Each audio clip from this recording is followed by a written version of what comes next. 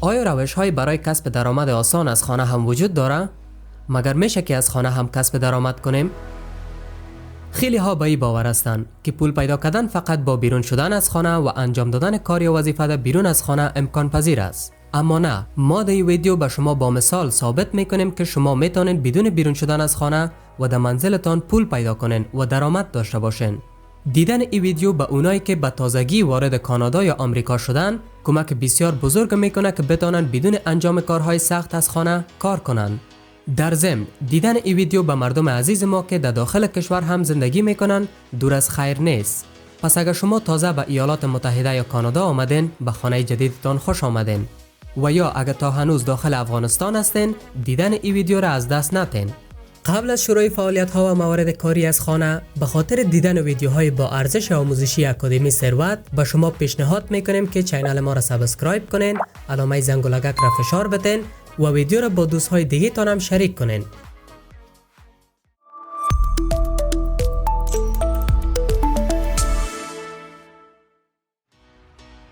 خب حالا میایم و نکات عملی را در مورد چگونگی کسب درآمد از داخل اتاق و یا چهار دیواری خانه خودتان با شما شریک میکنیم که با دانش خیلی محدود تکنیکی انجام میشه و حتی لازم نیست به انجام دادنش به زبان انگلیسی تسلط داشته باشین. خب حالا به دقت گوش کنین که برنامه را شروع میکنیم. شماره اول، آموزش مهارت‌های زبان. اگر به زبان مادری خودتان مسلط هستین، افراد هستند که علاقمند یادگیری از شما هستند. با کسانی که به دنبال بهبود مهارت‌های خود به زبان مادری شما هستند، جلسات آموزشی زبان برگزار کنین. شما اگر در کانادا یا آمریکا هستین، میتونین این کار در همکاری با مراکز اجتماعی محلی یا کمیونیتی سنتر و از پلتفرم‌های برگزاری جلسات آموزشی استفاده کنین. و حتی میتونین با پخش بروشورها در جایی که زندگی میکنین مردم را از این خدماتتان مطلع کنین. این یک راه فوق‌العاده به خاطر پول و در عین حال اشتراک گذاشتن فرهنگ خود به مردم است. شماره دوم، تهیه و فروش غذاهای سنتی افغانستان. اگر دستپختتان خوب است، روی تهیه و توزیع غذاهای سنتی مانند قابلی و منتو در خانه فکر کنین. شما میتونین یک دیگ بزرگ قابلی یا منتو در آشپزخانه خودتان پخته و به خانواده‌ها و کسب‌وکارهای محلتان همه روزه بفروشین. با پخش بروشورهای تبلیغاتی ساده و یا پست تبلیغاتی در رسانه‌های اجتماعی، مردم محلتان از کاروبارتان باخبر بسازین. اگر شما در هر جای کانادا یا امریکا که زندگی میکنین، تعداد زیادی از هموطنان ما هم زندگی میکنن. و یک گپ را باید یاد داشته باشین که خارجی ها هم به غذاهای خوشمزه افغانستان علاقه زیاد دارن و شما به زودی مشتریان زیاد پیدا میکنین. اما باز هم باید داشته باشین که قوانین محلی بعضی از شهرها اجازه نمیده که از آشپزخانه منزلتان به خاطر تجارت استفاده کنین. لطفاً پیش از اقدام به این کار در مورد قوانین محلتان تحقیق کنین. شماره سوم، همکاری مجازی یا آنلاین.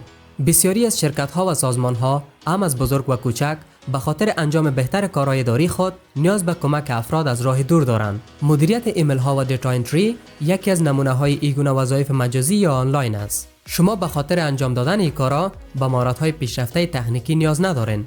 فقط داشتن یک کامپیوتر، دسترسی به اینترنت و مهارت‌های ابتدایی تنظیم اسناد و ارقام کافی است. شماره چهارم، کار دستی.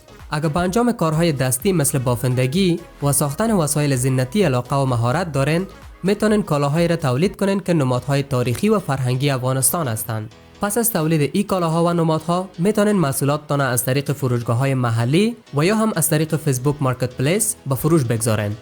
اما نکته پنجم و آخری، نماینده خدمات مشتریان از راه دور شوین. اگر شما در امریکا و یا کانادا هستین، شرکت‌های زیاد در این کشور وجود دارند که خدمات مشتریان خود به زبان‌های فارسی، دری و پشتو هم قابل دسترس ساختند و شما میتونین از خانه خودتان هم این کار به گونه آنلاین انجام بدین. خوب دوستا، این بود 5 راه کاملا عملی کسب درآمد از خانه که خصوصاً به تازه واردها به کانادا و امریکا خیلی مناسب است. باید داشته باشین که شما مهارت‌ها و تجربه‌های زیاد را با خود حمل میکنین که در خانه جدید شما قدردانی خواهد شد. ما به سفر شما در این فصل جدید موفقیت و شادی و سعادت آرزو میکنیم. اگه این نکات به شما مفید بود، ویدیو را لایک کنین و با دوستای دیگه تان هم شریک کنین و به خاطر اینکه ویدیوهای مشابه دیگر را مشاهده کنین، چینل اکادمی ثروت را سابسکرایب کنین. تا ویدیوی بعدی، الله نگهدار.